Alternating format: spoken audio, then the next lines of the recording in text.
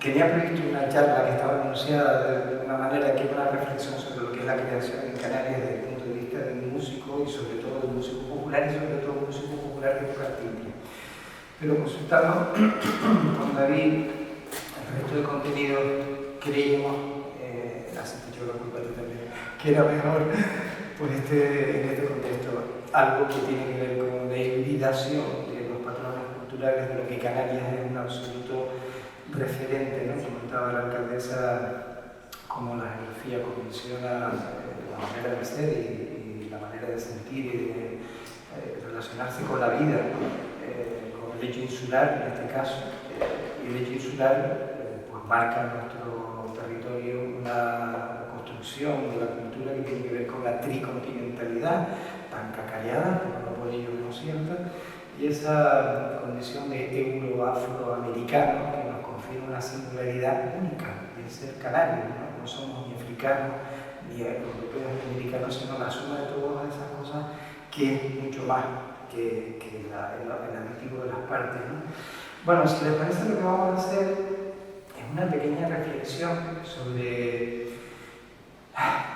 algo que es muy complejo, me suspiro porque son muchos años discutiendo sobre esto y por mucho que más leo o conozco compañeros musicólogos, antropólogos, es muy difícil aprender y encapsular todas estas cosas con las que nos manejamos, quizás a veces de forma demasiado alegre y poco eficiente, ¿no? ¿De qué hablamos de folclore ¿de qué hablamos cuando hablamos de folclore? Fue el último artículo que hice para un libro que se publicó hace poquito sobre el folclore en Lanzarote. Y yo solo tengo dudas al respecto, no tengo certezas, ni mucho menos, ¿no? Pero bueno, ahí nos vamos manejando, ¿no? Y a veces es necesario definir el campo de acción para poder entenderlo y poder afrontarlo, ¿no? La medicina, que se supone que es el estudio del cuerpo humano, su patología, la biología, pues tiene como unidad la célula, y el folclore, ¿qué es? No sabemos. Bueno, cultura del pueblo, ¿no?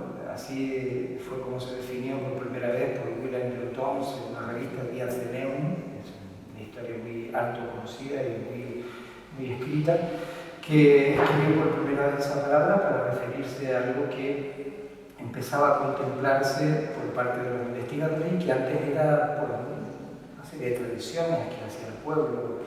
Bruegel, el viejo, había pintado el combate entre Don Carnal y Doña Cuaresma en sus cuadros con una serie de campesinos allí moviéndose.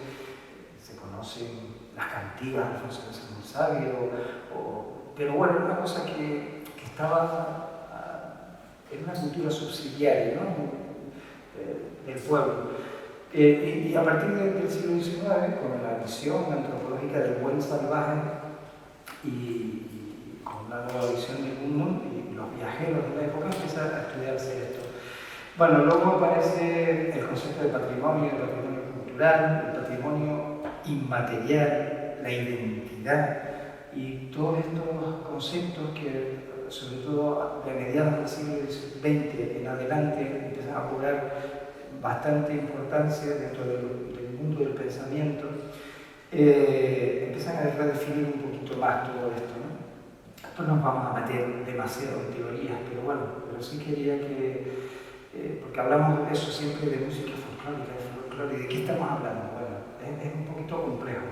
Surge en los años 70 y pico, 80, cuando empieza una nueva revisitación de la identidad, después de que muere Franco, la sección femenina se rompe un poco ese molde arquetípico de los estereotipos, de la tipificación del folclore, y empieza a aparecer el rescate, ¿no? La recuperación, la salvaguarda de cosas que no estaban en los escenarios y que de repente aparecían, y de repente entrevistamos a un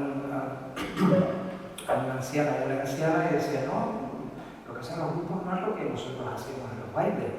¿Y qué hacían ustedes? Pues esto y esto otro, y descubrimos que había un mundo más allá de los escenarios y del folclore escénico, ¿no? Bueno, y luego eso, todo esto son simplemente ítems para la reflexión. Yo no pretendo sentar bases de nada ni pontificar acerca de nada, son simplemente claves para que reflexionemos. El folclore puro, ¿no? En contraposición, no, el folclore puro, cantan los vídeos de Lanzarote, pues tal, pues hacemos bandeña, eso es canción popular, ¿no? Lo nuestro, poner en valor ese tipo de expresiones que no hacen más que dar una pátina también de barniz extraño que hace que brillen cosas que detrás no están, no sé si me explico, son reflejos pero no están, ¿no? Hay que estudiar de una forma mucho más seria todo esto, reconceptualizarlo todo y, bueno, plantearnos al menos dudas, reflexiones, ¿no? Vamos a hacer un juego, ¿no? Yo les voy a poner, ¿qué tal van a estar? Les voy a poner algunas cosas y ustedes me dicen, sin pensar mucho, ¿vale? ¿Qué es? ¿Esto qué es, por ejemplo, ¿no? ¿Dónde se da esta expresión? En el piano. ¿Qué instrumento es? Un tiempo. Muy bien. Estas mujeres, tanto esta, cuadro del siglo XVIII, ¿de qué isla son? De Madeira. ¿Alguien más? Tenerife. Madeira. ¿Cómo se llama esto? Baile. Vale. ¿Cómo se llama esto?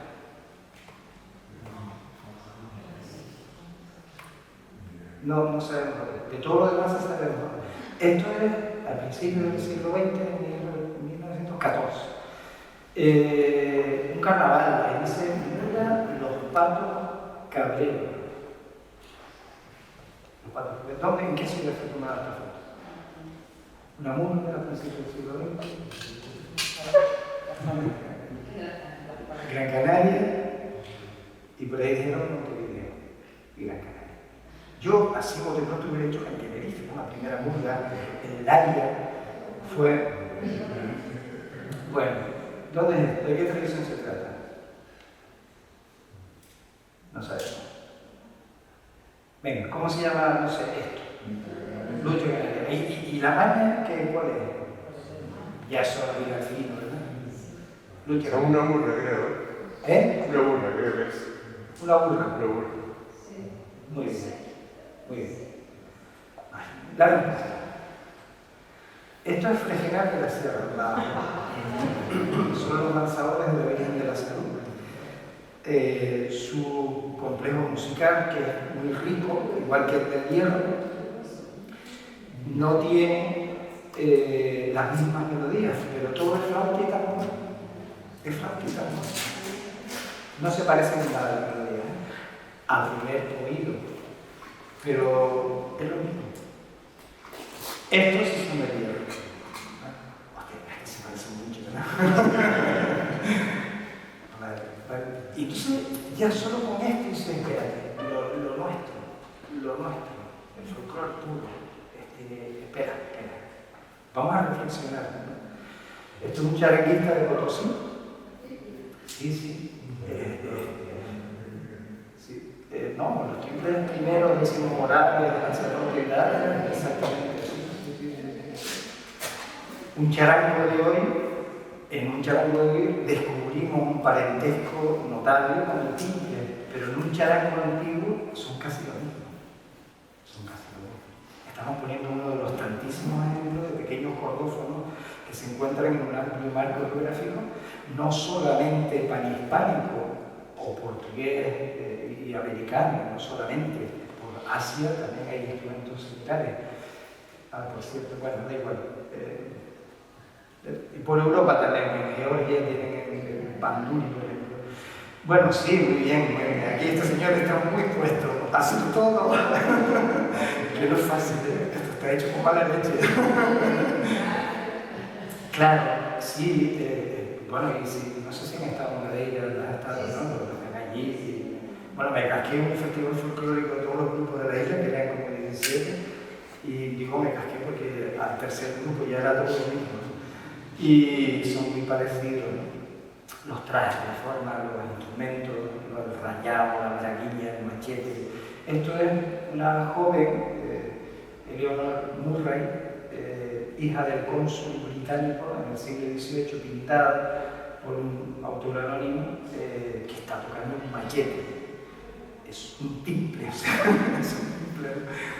Bueno, una de las hipótesis posibles que yo creo que habría que estudiar con profundidad es el parentesco que tenemos con dos áreas muy concretas. Una es Murcia, toda la región de Murcia. Tienen ahí una colección de instrumentos, un catálogo de pequeños guitarras. Algunos de ellos se llamaron timple. La primera vez que aparece escrita la palabra timple, no es en Canarias, digo timple con M, que no timple. Timple es mucho más antiguo. La primera vez que aparece escrita la palabra timple es en un periódico agrícola de Murcia. Y los instrumentos que ellos tienen, muchos de ellos se han perdido. De hecho, las cuadrillas animeras, cuadrillas de Navidad, muy similares a nuestros ranchos de Pascua, o a nuestros ranchos de ánimas, las cuadrillas animeras, como no tenían timple de allí, venían a Canarias, compraban timple y se lo llevaban. Y vemos fotos ahí de hace 20, 30, 40 años con timple. Ahora se están recuperando ya, ¿no? Y hay gente que está trabajando en eso. Esto es la primera murga de Montevideo, efectivamente, muy bien. Sí, pues es una ciudad maravillosa y fue fundada por los bueno, aparte de las murgas, el candombe, pues hay una herencia canaria también importante allí, pero bueno, la primera murga que no es gaditana, no es en Canarias, es en Montevideo, 4 años antes. 4 años después, por un proceso muy similar además, ¿no? Allí recala un barco donde había gaditanos, montan una murga, gustó mucho, como no, todavía no sé, me encantan las chirigotas, son unas chispas tremendas, son buenísimas, ¿no?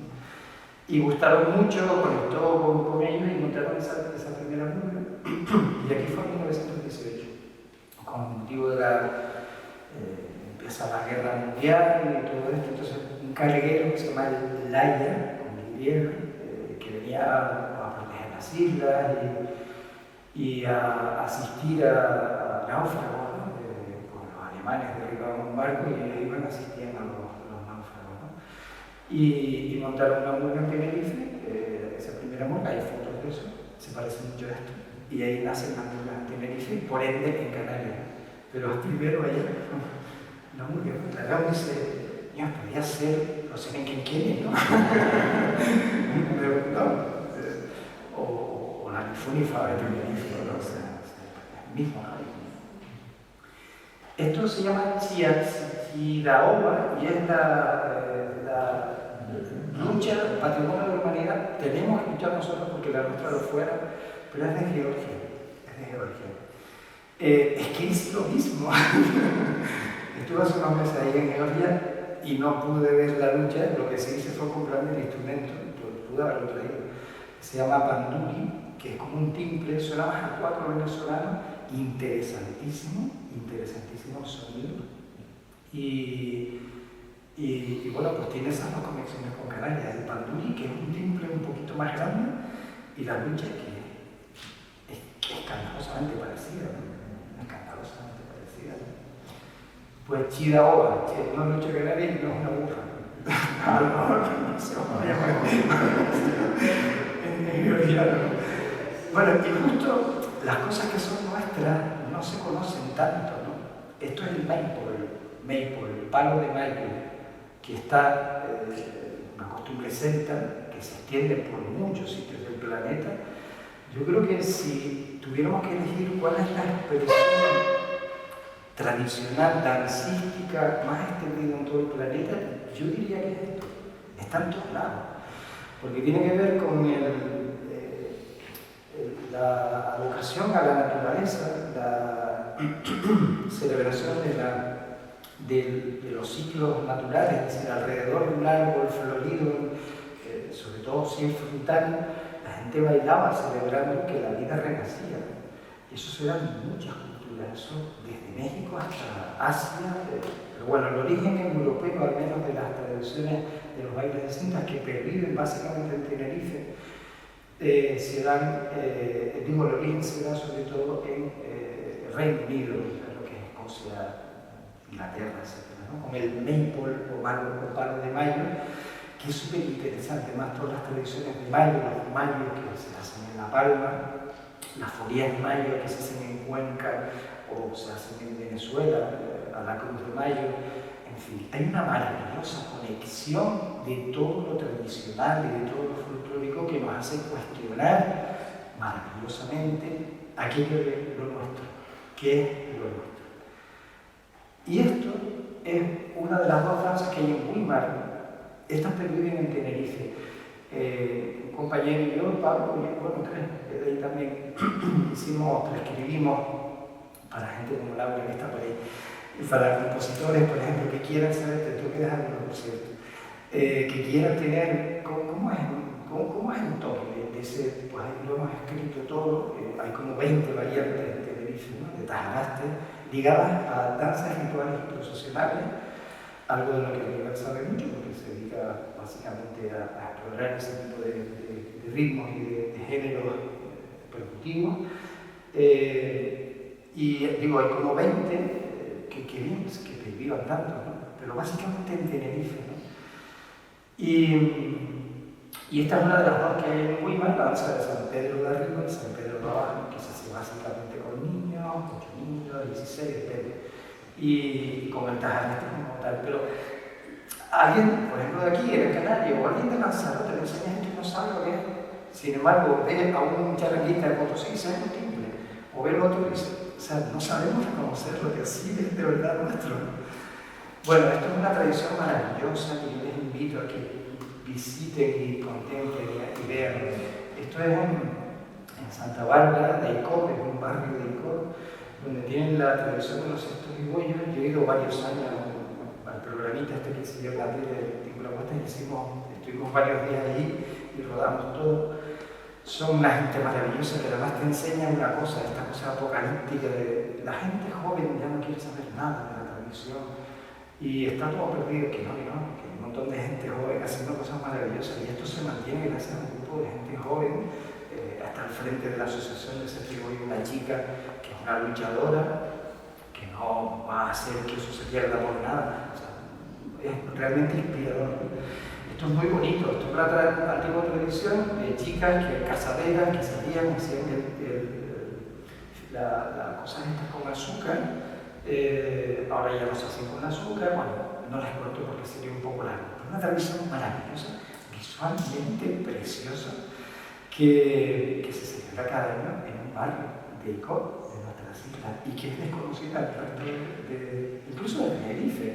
Le dice a alguien del sur de la isla, bueno, tú lo conocías, yo le decía, no, pues no lo conocías, pues fíjate, alguien que está muy metido en nuestro folclore. O sea, es decir, tenemos que explorar un poquito más allá, mucho más allá de ese folclore escénico que nos han mostrado los grupos folclóricos de los que yo he participado, o esa pantalla con Tenerife maravillosa, en la que todos rendimos pleitesía y cariño, pero que nos ha mostrado un tipo de folclore, un tipo de música y un tipo de tradiciones descontextualizadas que nos han hecho perder la visión de una riqueza que va mucho más allá de la que tenemos, ¿vale?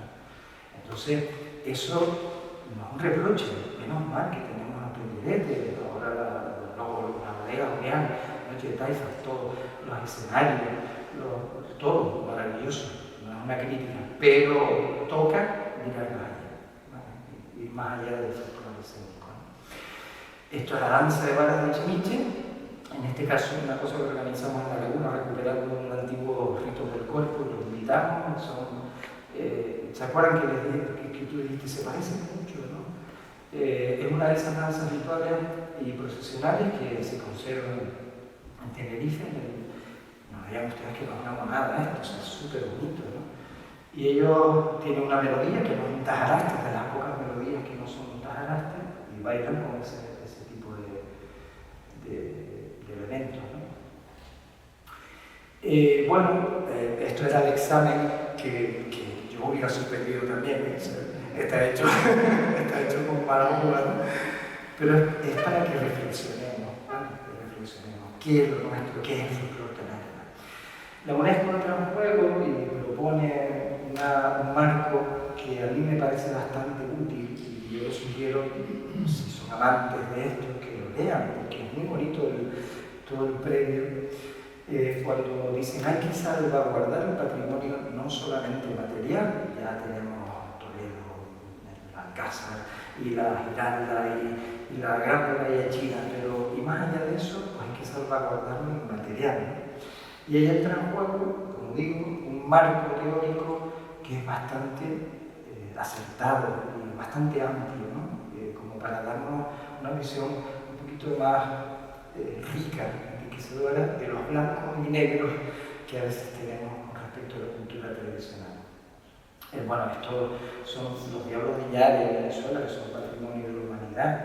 Están emparentados con el Corpus Christi, están emparentados con los diabletes de Belice, que no sé si conocen, están emparentados con los huches, de alguna manera, con una caterva de diablos y diablas que salían en todos los Corpus Christi hasta el siglo XVIII. Ahí fuera, en esa catedral, salía la procesión del Corpus con un pelícano, una danza de matachina, diablos, una gran bicha o tarasca, que no es otra cosa que un gran dragón.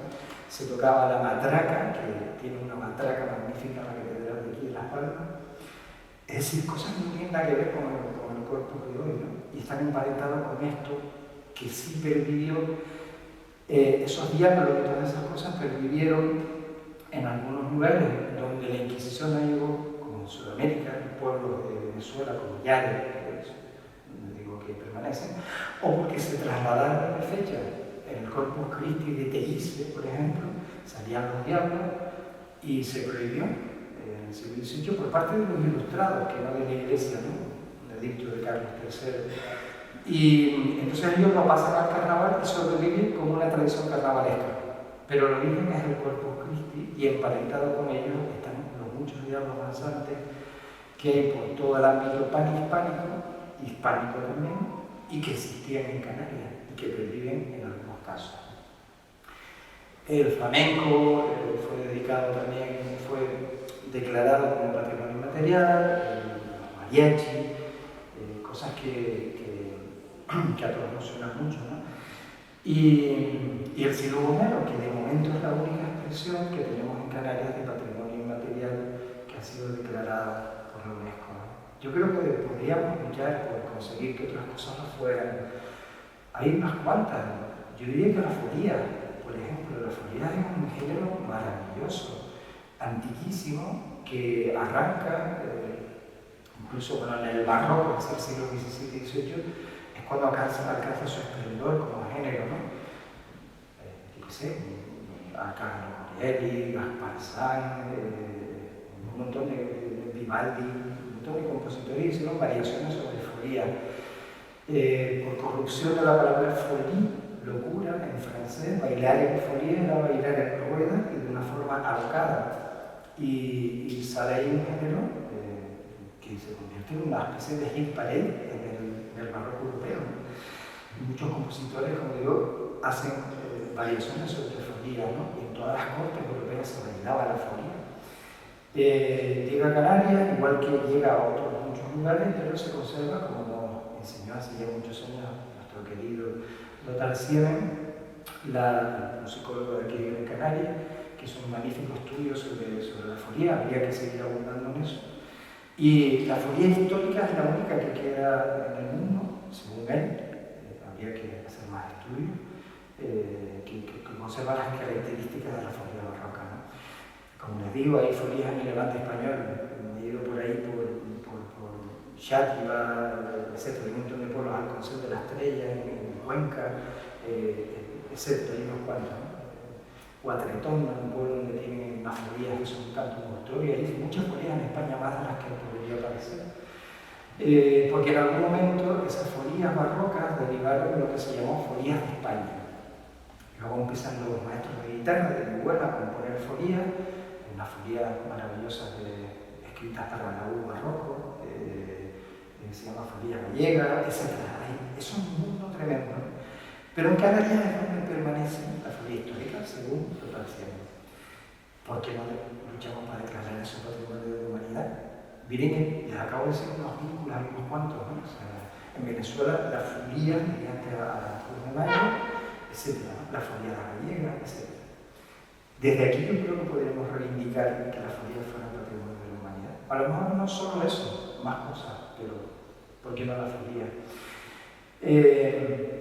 Bueno, otra reflexión que les propongo que hagamos es la diferencia entre el folclore escénico, es decir, lo que ponemos encima de un escenario, lo que hacemos gente como yo, que nos subimos a un escenario con un timbre y cogemos una folía y nos la llevamos a otro sitio. O los orfeones, o tantos grupos, incluso los que nos parecen que cantan de una manera muy tradicional y muy pura. Eso es un concepto muy escurridizo, muy escurridizo. ¿Qué son las folías puras? Yo qué sé. Hay unas folías un amigo que es historiador, Cirilo Velázquez Ramos, que era chico, que un día mañana me dice: Benito, encontré unas folías del siglo XIX por el cura de Barachico de esa época, que escribió una folía, el tipo sabía escribir música y me las pasa, ¿no? Se identifican, pero son distintas. Son distintas. Esas son más puras que las que cantamos hoy. No sé. No sé, ¿qué es lo más puro? ¿Cuánto atrás nos vamos? ¿Cuánto atrás? No sé. Lo cierto es que el folclore, desde mi punto de vista, es siempre contemporáneo. Siempre es contemporáneo. Es un caudal dinámico. Nosotros ahora acabamos de sacar un libro, eso que dije de las partituras, te lo tengo que hacer llegar. Hicimos también todo el folclore de Lanzarote, los ranchos, que es un lío, pero no me acuerdo si es un 7x4, si están los compases, todo es una música muy enigmática, es decir, que una sola usamos muchas notas para una sola palabra. Entonces, ¿cómo transcribes eso? Bueno, pero lo hemos intentado. ¿Y qué hemos hecho con ese libro al pasar la partitura? Atrapar una foto fija de algo que es dinámico.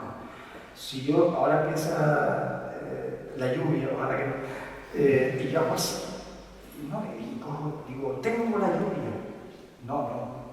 Tengo un poco de agua de la lluvia, porque la lluvia es un proceso dinámico, ¿no? Si no hay una nube que pasa y descarga esa agua y se pierde y corre, eso es lluvia, lo otro es agua de lluvia, ¿no?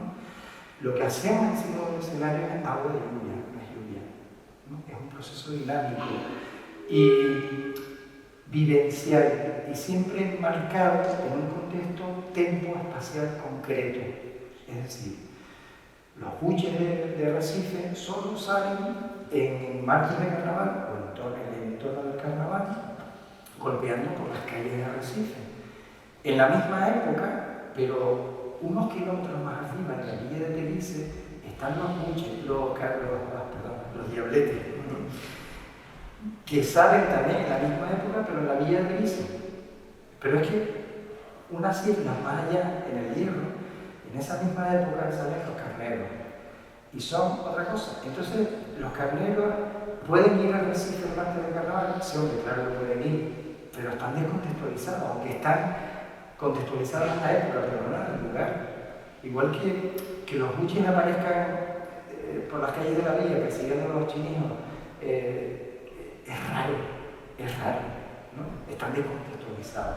De la misma manera, un rancho de ánimas de Jales Terror, que es nuestro gran rancho, no lo veríamos nunca porque las calles de Las Palmas, en el mogollón de carnaval, estarían totalmente descontextualizadas. Es decir, cualquier expresión auténtica, teniendo en cuenta que eso me causa siempre mucho prurito, tiene que estar contextualizada en un marco tempo-espacial muy concreto.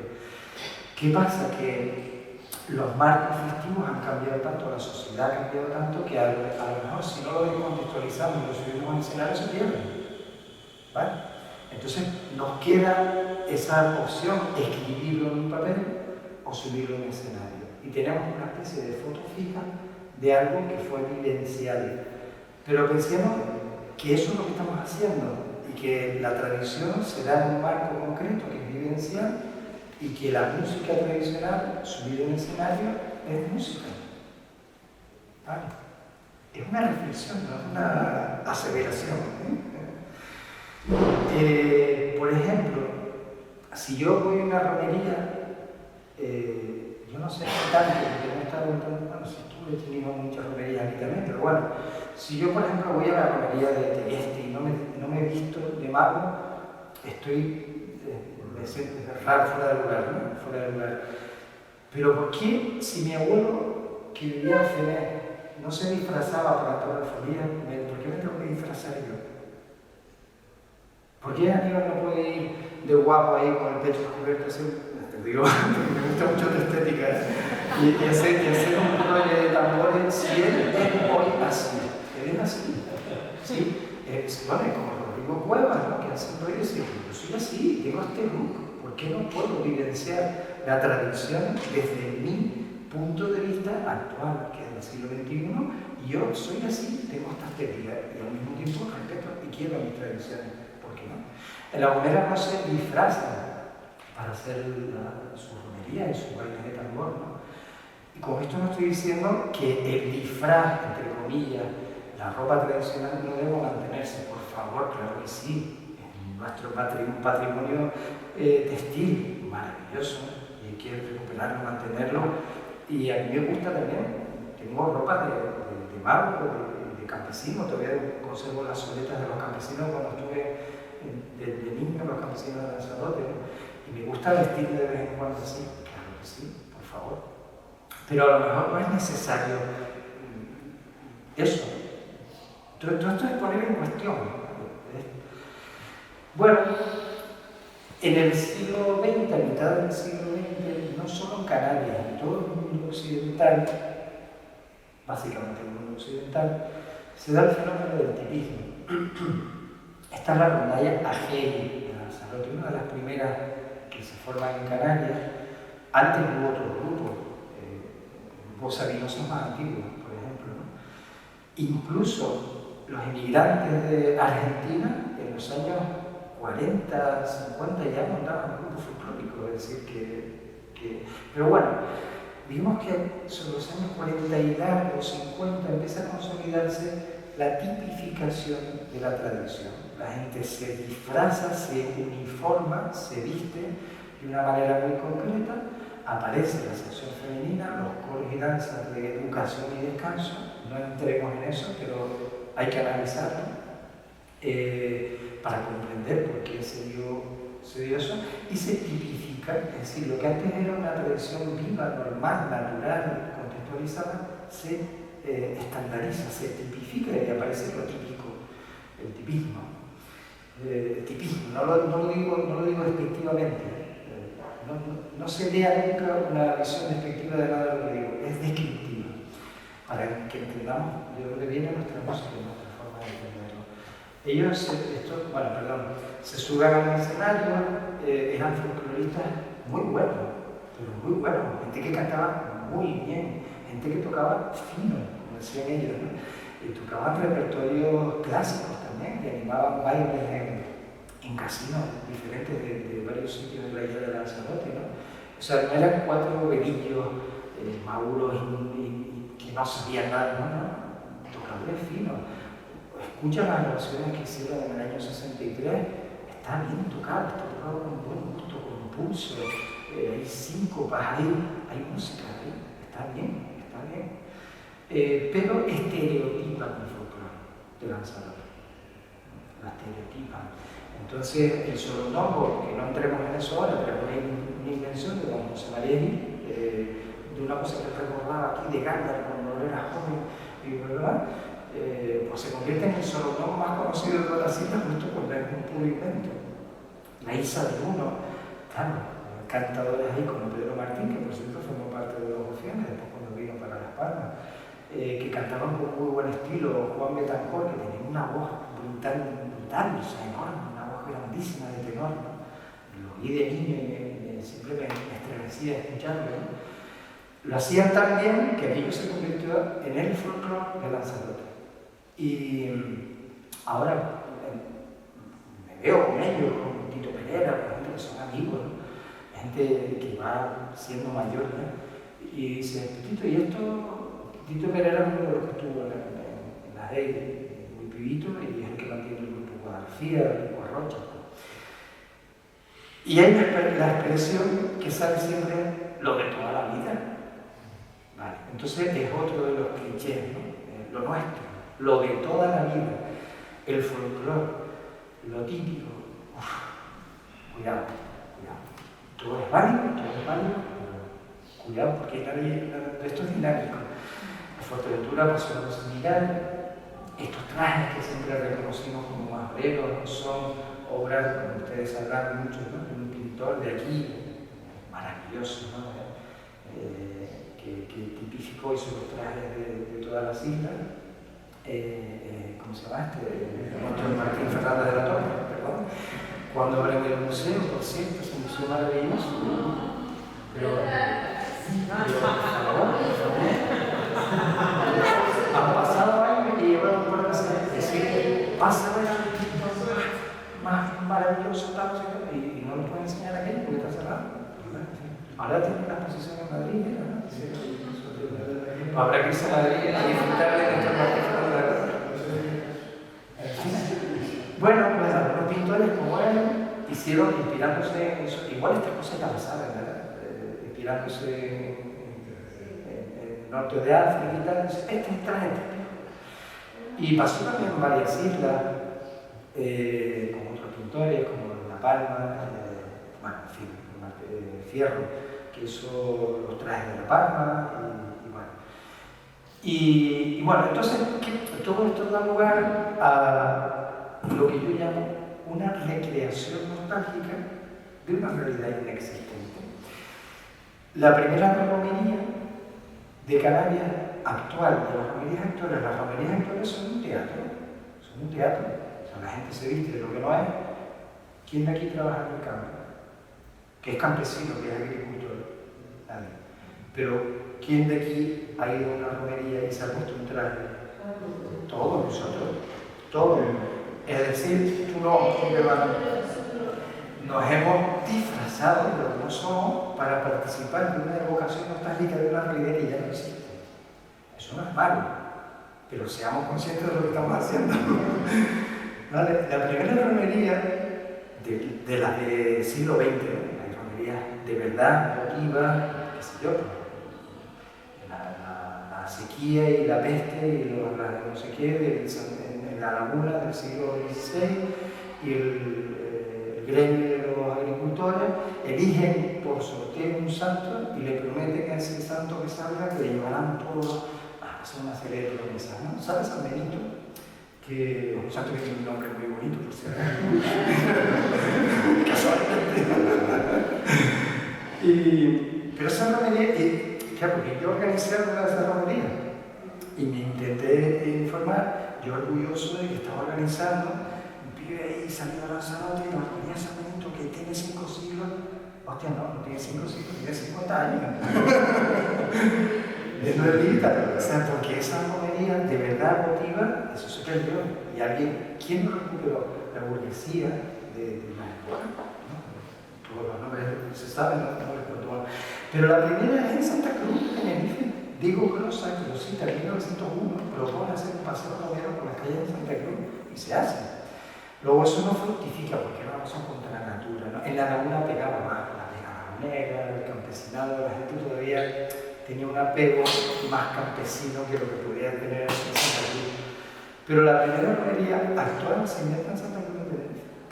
Y luego se empieza a copiar el resto de las islas, ¿no? Y esas romerías que tenemos hoy tienen 50, 60, 70 años, que ya van pasando los años y se consolidan, ¿no? Y están mal, vamos a prohibirlas ahora. No, por favor, lo pasamos súper bien en las romerías y son una explosión de alegría, tienen muchos valores. Pero son un teatro, un invento relativamente reciente y son, desde mi punto de vista, que es el menos válido desde mi punto de vista seguramente, una recreación de algo que ya no existe. Por parte de gente que no tiene que ver con eso. Pero bueno, entonces, esto, la puesta en escena de lo popular es una frase que es de Néstor García Canclini, un pensador argentino que a mí me gusta mucho, que ha reflexionado mucho sobre todo esto, sobre la hibridación de los patrones culturales, lo que significa la significación de la tradición, llevado a un ámbito sudamericano, pero perfectamente aplicable a lo que nosotros tenemos hoy en día. Entonces se introduce una puesta en escena de lo popular y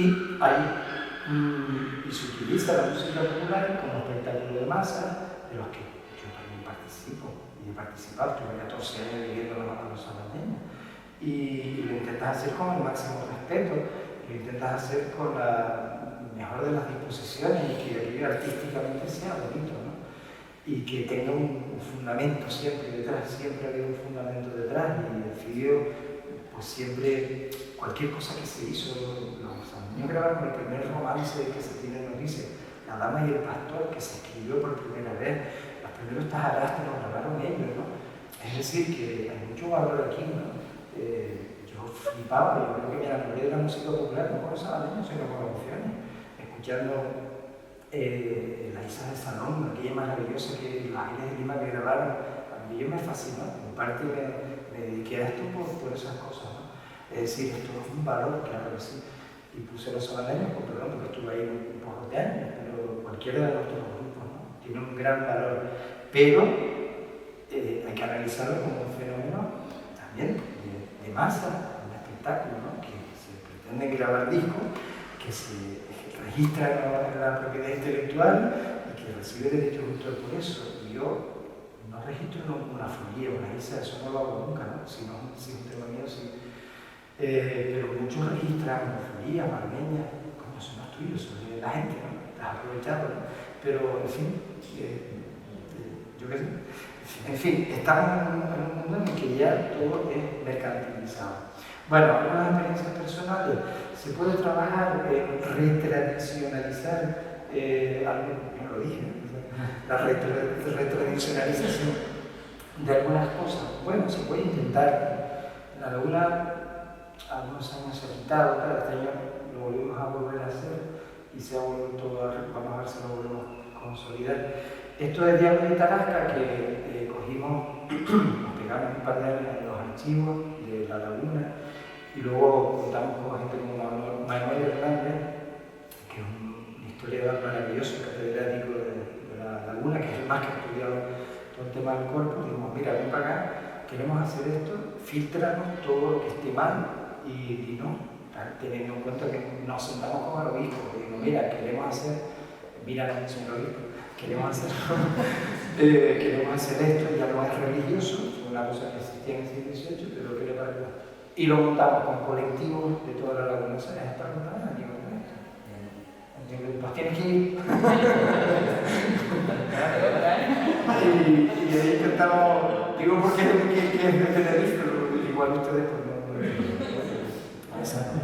Bueno, el día del cuerpo, el día del cuerpo que cae el jueves, lo hacemos por la laguna. Y ahí están los orígenes de los gigantes de cabezudo, de los papahuevos, de los diablos danzantes, etc. La danza del pelícano, la danza del águila, del fénix, etc. Y cogemos un montón de colectivos y los juntamos para que no pretendemos tanto que artísticamente aquello sea un carnaval, no importa si no es perfecto, pero es participativo. Y ha cuajado. Bueno, con todas las críticas posibles, nosotros nos autocriticamos, pero se puede hacer. Bueno, pues tenemos un instrumento que es nuestro instrumento rey, el más representativo de nuestras islas, que se puede confundir con un cavaquinho o un charango de Potosí, pero que es nuestro. Y bueno, pues ahí tenemos eso, que es una casita, que es muy humilde, nuestra casa Museo del Tiempo en Teguise, y es una de las cosas, ¿no?, que se pueden hacer. Se puede hacer el Instituto Canario de las Tradiciones, que está dirigiendo David, que sale de los Gofianes. Es decir, sí que podemos hacer cosas para que no solamente sea el folclore escénico el que mande, ¿no? Bueno, esto es una cosa que les invito a visitar, que se llama, esto lo hicimos hace poco, se llama Memoria sobre la Lanzarote. Entonces, cogí todas las grabaciones a instancia del Cabildo de Lanzarote, desde el año 1963, que es el primer registro que hay de música tradicional canaria en Lanzarote, hasta 2014, por respetar 10 años atrás, aquellas grabaciones que todavía pudieran tener para los practicantes de esa música cierto interés comercial, decir, coño, sacaste ahí gratis para todo el mundo un disco que yo todavía vendo en mis actuaciones. Para respetar eso, le damos al 2014 como fecha límite. Y ahí está todo lo que se grabó, se digitalizó todo, las portadas, las carátulas, y por cada tema, la malagueña que hizo la gente en su primer disco en el año 63, cantada por Pedro Martín y Juan Betancourt. Y no es así, estuvo cantado por dos mujeres, da igual, es un ejemplo. Están ahí. Y hay una ficha donde está el año de grabación, donde se grabó, si hay un director musical, si hubo un productor musical, quién fue el técnico de sonido, cuál es el ISBN de ese disco, etc. ¿no? O sea, el depósito legal, el depósito legal, toda esa información, canción por canción. Bueno, pues hay otra cosa que deberíamos hacer con todas las islas. Con Gran Canaria, claro, Gran Canaria y Tenerife. Sí, pero hay que hacerlo, Y coger todo, yo qué sé, se hizo con la princesa guayabina hasta lo que se hizo el otro día con los abuelos de Gandalf, que sí, que tiene unas folías maravillosas, por cierto. Bueno, en fin. Y ahí pueden visitarlo si quieren, hay cosas que afinar todavía, porque yo puse mucha más información que la que está, pero ya han contratado una mujer, una experta en estas cosas que está ya terminando de volcar. Ahí lo tienen. Y esto fue una cosa que hicimos, como me pareció súper bonita, perdón que me ponga yo, pero lo importante aquí es este libro, que es mi bajista, él ahora ya está en Llano, pero estaba y es Magallanes, que es un sitio donde hay 40 y pico nacionalidades diferentes, imagínense, ¿no? Y es otra cosa que podemos hacer. Pues ahí estaba una niña, yo qué sé, de Guinea, no sé dónde era, cantando una rorró que le pusieron a pedir como cante, ¿no? O sea, súper bonito, y la chiquilla se cantó una rorró. El otro era, yo qué sé, peruano y se cantó una folía. Entonces, a lo mejor, esta es una experiencia, es una forma de que nuestra música, nuestro folclore sirva como elemento de integración de toda esa gente que nos está llegando y en los que yo veo a mi padre que se fue a Venezuela y a mi abuelo que se fue a Cuba. Ellos son yo, ellos son nosotros. ¿Y cómo los podemos integrar? Yo no sé, yo no soy alcalde ni economista ni tal, pero a lo mejor nos puedo enseñar a cantar una folía o a tocar el timbre. El timbre se toca, pero en la escuela hay un programa de timbre, pero la pena es que por las mañanas, tendría que ser por las mañanas, y por la mañana no hay nadie, pero buscamos en los colegios, yo lo busco sin vaya. Y no hay. Y está flaqueando también un poco ese proyecto, no sé, porque es que depende de las personas se queman. Es normal. Sí, en Costa Teguise, que es donde hay un montón de gente de otras nacionalidades, de Lanzarote, desde la Casa Museo del Timbre, del ayuntamiento, le encargamos de un taller de Teguise y le regalamos a los colegios 40 timbres. Y se pagó, está paradito.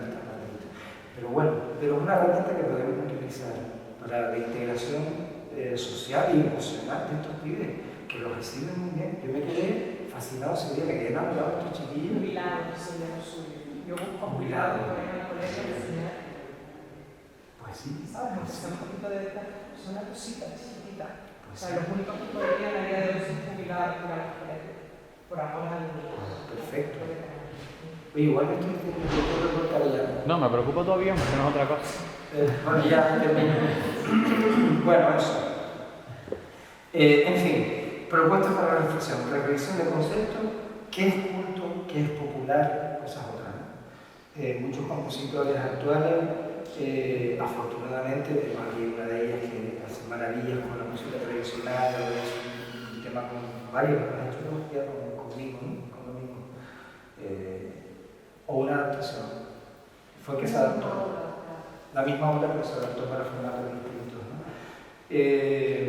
Pero siempre existió esa cosa de la música culta, gente maravillosa como Rosario Álvarez, que es un premio Canarias y una mujer, una musicóloga maravillosa. Llevo toda la vida discutiendo con ella, pero mujer, no digas culto y tradicional. Un señor cantando un romance de interviniendo en cualquier enemigo, por ejemplo, es un romance del ciclo carolingio, porque habla de la hija de Carlomagno, que se enrolla con su sirviente Merineto, Yamuquiri, y tal, eso es el romance, ¿no? Y es del ciclo carolingio, eso está perdido en casi toda la península y se conserva aquí, con arcaísmos incluso lingüísticos que ya han desaparecido. Eso es más culto. Eso es menos culto que una sonata de Beethoven. Son lenguajes diferentes. Lo otro es más sofisticado. Claro que sí, la sonata de Beethoven es más sofisticada desde el punto de vista técnico e intelectual, pero lo otro es más culto. Esa diferenciación es muy injusta, ¿no? Cultura dominante, cultura subalterna, todas las culturas son mezclas de cosas. Los canarios especialmente, por nuestra posición geoestratégica, digamos, desde el punto de vista cultural, pero todas las culturas son mezclas de cosas. El retroprogreso, que no hablamos de eso ahora, pero les invito a visitar, a revisitar, a leer. Bueno, es un concepto de la antropología actual que está muy bien, ¿no? Cómo las cosas no van así, sino que son una espiral, ¿no? Retroceden, avanzan, retroceden, avanzan. Bueno. Intentar que las instituciones busquen más la participación de los colectivos, que la cultura del espectáculo, sin que lo otro se pierda, claro que no, pero la participación es muy interesante. Y la activación del tejido social hace que muchas de las tradiciones que se descontextualizaron vuelvan a tener un sentido actual. Aprovechando al inmigrante y su cultura, si las furias nos vinieron de fuera, si el timbre nos vino de fuera, si todo vino de fuera y lo hicimos nuestro, y todo eso ha constituido nuestra manera de ser, de hablar, de sentir, de cantar, de soñar en el territorio, ¿por qué no seguimos aprovechándonos de eso? Y vamos a beber de ello otra vez, igual que hemos hecho siempre. Y aprovechando entre comillas, ¿no? Y compartir nuestra identidad con migrante, sin que hay ni vuelta, ¿no? Porque es lo que siempre ha pasado en Canarias. Mi padre, yo nací en Caracas, a los 3 años me vine para acá, yo no me acuerdo de nada de Venezuela, pero mi padre hasta se murió, nos llamaban mi hermana y los carajitos. Y yo qué sé, mi abuelo estuvo en Cuba, ¿no? Somos la mezcla de lo que nos ha hecho ser canarios, que la miseria, tener que buscar las cosas fuera, la gente que venía para acá, eso hace que tengamos una cultura riquísima, maravillosa, y musicalmente yo diría que de las más interesantes de todo el ámbito hispano. Rítmicamente, no sé si está de acuerdo conmigo, somos muy pobretones, los ranchos y tal, ¿no? Rítmicamente con todo a 2, a 3, ¿no? Pero melódicamente tenemos cosas maravillosas. Bueno, pues esto, la tradición es mezcla, es mezcla. Disfrutemos de ella y reflexionemos sobre lo que queremos, que es inamovible, lo nuestro, lo auténtico, porque se desmorona todo. Y ya, con esto indico, ya está. Muchas gracias.